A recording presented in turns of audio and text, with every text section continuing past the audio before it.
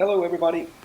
I am going to try to make a new type of video now. It's about one of my main hobbies with my action figures, action figure photography. So first of all, I'm not an expert and I don't have any kind of expert equipment at all. I'm very low tech, but I hope you will enjoy this video and maybe you can use a few of my tips. So first of all, some of the things I use here, a tripod sometimes. I have some light that I use especially indoors, and my camera, which I'm filming with now, is really nothing special. I also have some homemade dioramas and stuff like that. But today I think I'll take you to one of my favorite outside locations for figure photography. So we'll forget about the dioramas and this predator for a while, and then we'll move out to one of my favorite spots. So here we are. Weather's not looking that good today. There's no real blue sky or clouds or anything, but I really like this place. And when I go out here, I typically have one or maybe two figures with me. So today I have brought the Hot Toys General Sot for a photo session.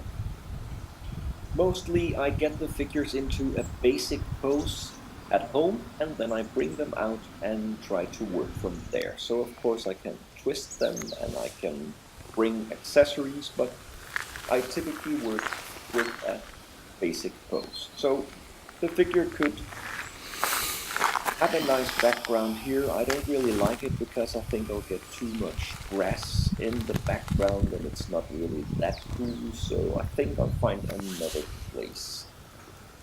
And here we go. It's a much better spot, I think. Whoops. Quick reflexes are necessary if you want to bring your hot toys into the wild nature. I think this is a much better place. I'll try to catch a few shots here and then move on. Another way of doing action figure photography is to use the forced perspective, so to speak. Hold the figure in your hands and make it look like it's the same size as the background. It's not that tough out here, but you can also make it work in front of houses and cars and other people for that matter. So I think I'll try to move the figure around a bit, take a few shots, and then we'll head back home to edit. So here we are back home with the photos. As I mentioned, too much grass here in the background from the first shots. This is the second one. I think I might be able to use this one or this. I don't know. Yeah. They are not perfect and they don't need to be because you can edit the photos. And that's what I'm going to do now. First, I use Lightroom and I try to change some of the shadows, the contrast, the highlights. I think the photo was kind of dark, so maybe I'll try to lighten it up a little and then move on. Sometimes I work with presets. If you like, as I mentioned, I'm not an expert, I just try to make it look like I want to. So now let's go to another application I use from time to time if I want some kind of special effect in the photo. And this time I'm going to do something about the sky because it looks very boring. So let's bring another type of sky in here. You can make it look more interesting, tweak it a little, like this.